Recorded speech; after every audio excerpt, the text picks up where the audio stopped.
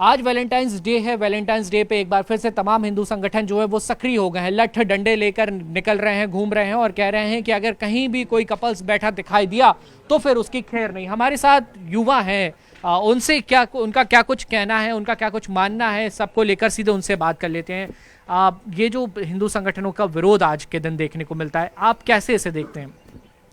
जो ये विरोध करते हैं वैसे देखा जाए तो अगर कोई भी 18 वर्ष के ऊपर अगर पार्क में है तो अपना संविधान को वो सशक्त करता है कि जाना चाहिए उनको। अगर कोई अश्लील हरकतें कर रहे हैं वो एक अलग मुद्दा है।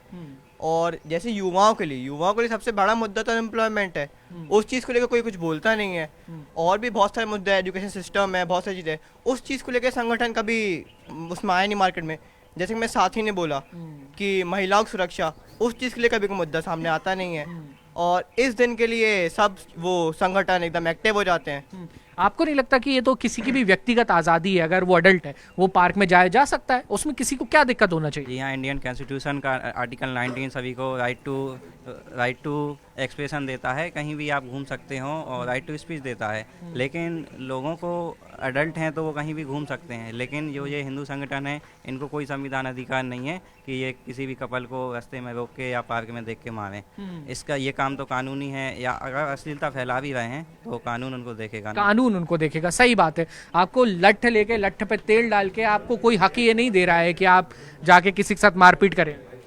लठ लेके ये तो सब किसी के लिए कोई ज़रूरी नहीं है, क्योंकि ये जैसे जो लोग 18 साल से ऊपर के हैं उनको फुल आज़ादी होनी चाहिए कि वो कहीं भी बैठ सकते हैं।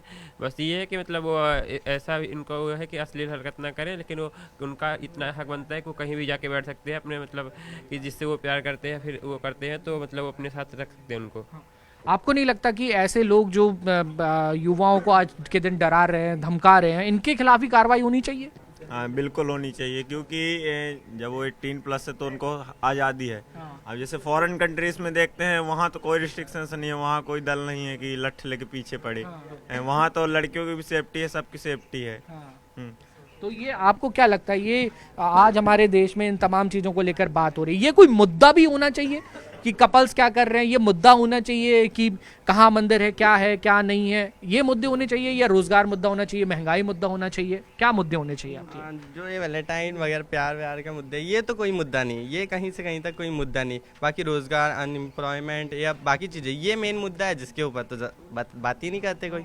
तो क्या अपील करेंगे आप ऐसे संगठनों से, क्योंकि आप लोग को ये ठीक नहीं लग रहा है, तो आप क्या अपील करेंगे ऐसे संगठनों से कि ये सब चलो ठीक है चीज़ें, एक दिन का तमाम बातें जो हैं वो सामने आती हैं, लेकिन किन मुद्दों को लेकर वो अक्सर आगे रहें?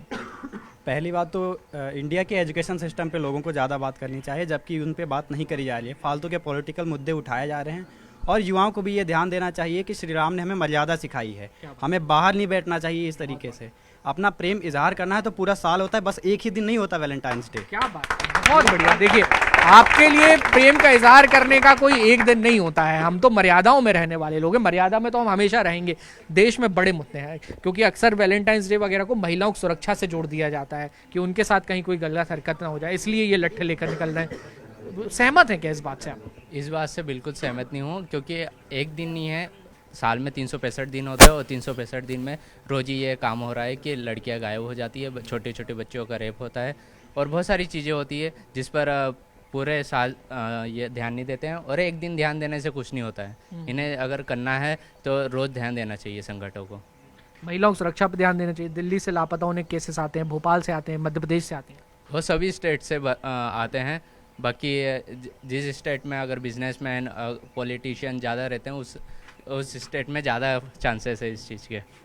तो ये देखिए, ये आज का युवा है, ये खुलकर बात करता है, अपने दिल की, अपने मन की बात कहता है। और जाहिर तौर पर जितने लोगों से हमने बातचीत की, उन्होंने बहुत कड़े शब्दों में, खुले शब्दों में और नपे तोले अंदाज में इस बात का विरोध किया कि ये लठ लेकर निकलना सही नहीं है। लोगों को अपनी स्वतंत्रता है, उनको अपनी आज़ादी है, और वो मर्यादाओं में, हदों में रहकर अगर किसी के साथ पार्क में बैठना चाहें तो बिल्कुल सम्मान के साथ बैठ सकते हैं। वीडियो जर्नलिस्ट मोहसिन खान के साथ न्यूज़ 18 के लिए भोपाल से वासु चौरी।